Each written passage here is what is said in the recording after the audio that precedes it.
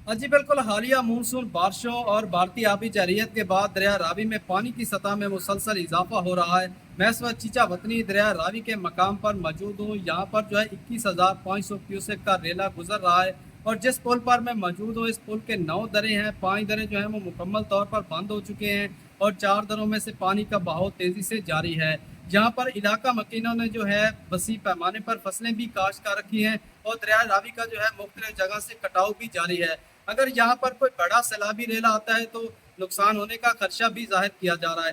ज़िले इंतजामिया के हवाले से बात की जाए तो यहाँ पर ज़िले इंतजामिया ने जो है मुख्तलिफ जगह पर इमदादी कैंप भी लगा रखे हैं। जी।